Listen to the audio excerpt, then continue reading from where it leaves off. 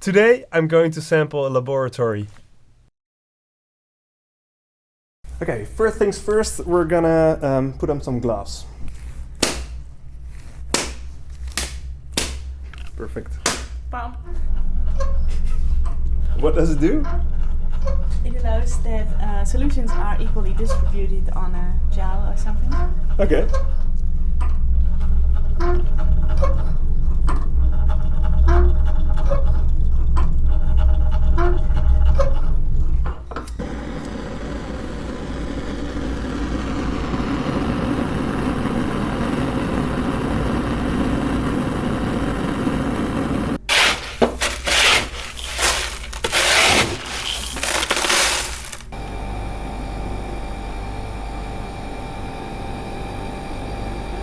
There's a really weird smell in here. It's kind of sort of cheesy. All lamps smell weird. Yeah. So.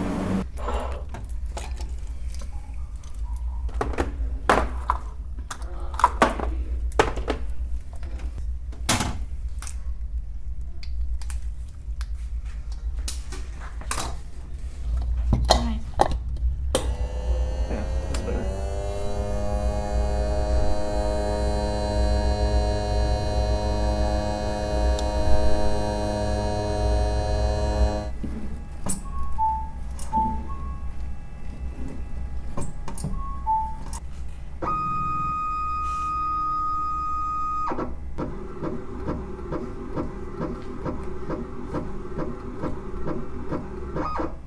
Yeah, this click at the beginning when you initialize the device.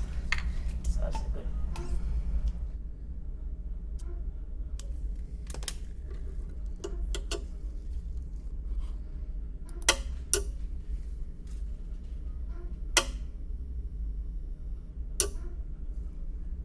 So what does this machine actually do? You can measure proteins with it. You can measure actually everything what you see at the beginning, yeah? When I just open the software. Okay. Yeah, as you see over here, nucleic acid, microarrays. Nuclear acid? Yeah. Nucleic. I thought you said nuclear. Nuclear acid. I said that actually. It's awesome. Okay, nucleic acid.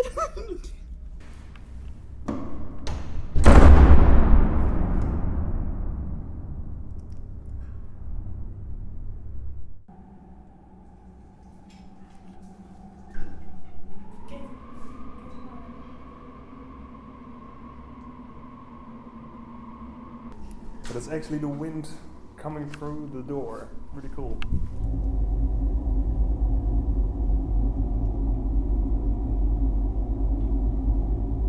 So that sound has a lot of low frequency, so I can use that for a kick or bass or whatever. Awesome.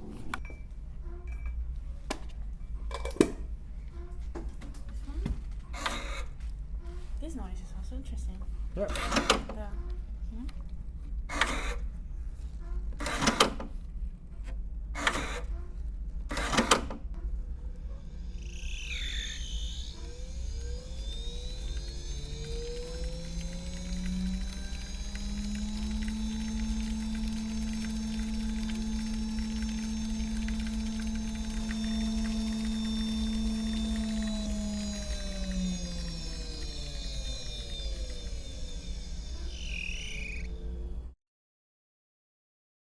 So that was a lot of fun. I really enjoyed that. It was one of the better sampling sessions I've ever had because all the machines were so rhythmic and everything. And I found a couple of really cool sounds. Those samples are going to be used in multiple tracks, but I'm gonna show you one track that I created for my live set, and I used a couple of samples from this sampling session. So here's the groove.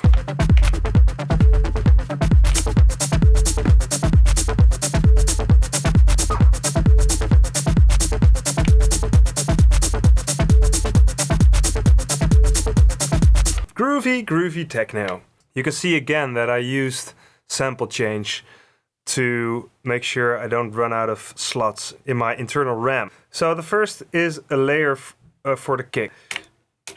So this was a sample of grabbing the ice, and you can hear that here.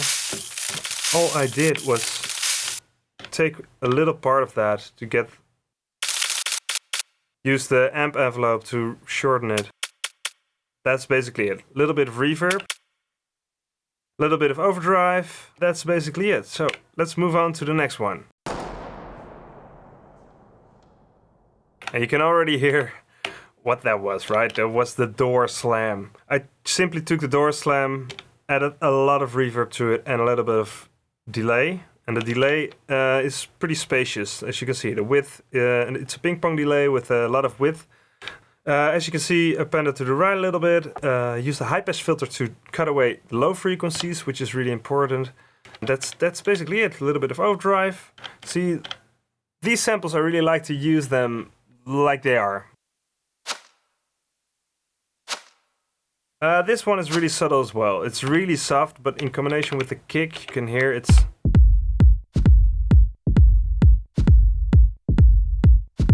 adds a little bit of...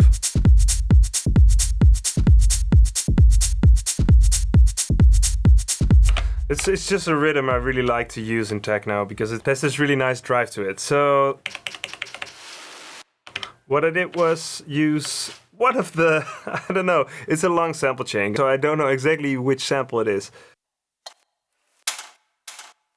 Oh yeah, so this was when Sara was preparing a tiny sample for the centrifuge. So what I did was initial hit with a little bit of attack, and then use an LFO to make the bit reduction very loud at the very end.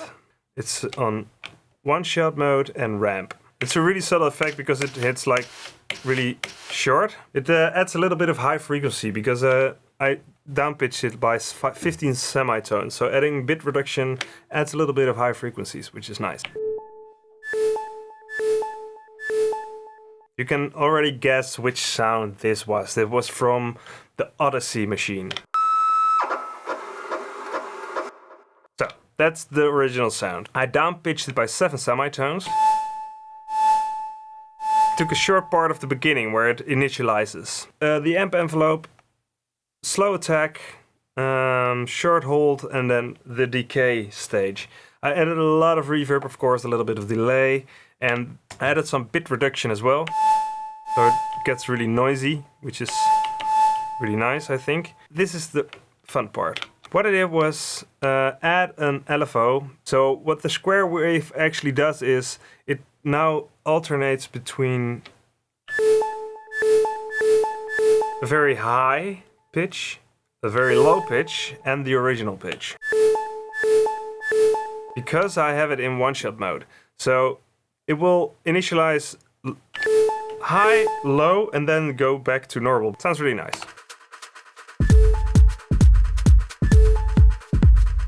So, moving over to the next, this actually is...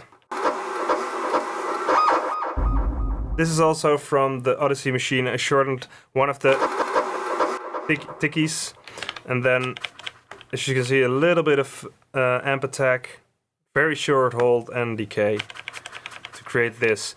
And I put an LFO on the sample bit reduction again to get this variation thing going. And what I also did was, as you can see, parameter lock the starting point really subtle to add this grooviness to it. Moving over to the break, and I'm going to show you one more thing, and that was this sound.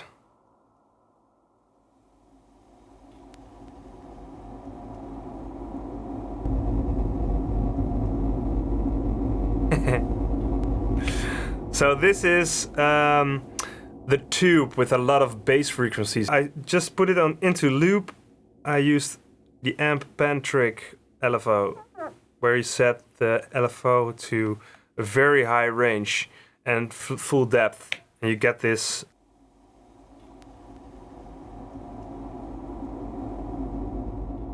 And to get it to move very slowly in there, I took the filter, set it to high pass, full depth, and a long decay.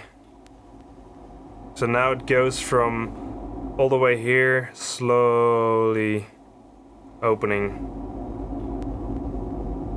until it's full depth.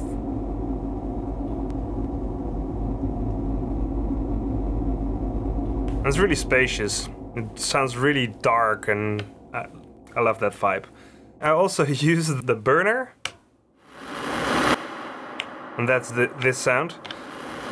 A lot of reverb. The reverb is set crazy high. Decay is almost at full depth. So that's why it sounds so huge. So I used the high pass filter to cut away some low frequencies, full depth, a little bit of delay, of course, and to get to do that, I used an LFO on amp volume, in one shot mode. These are the settings. And it sounds a little bit like this.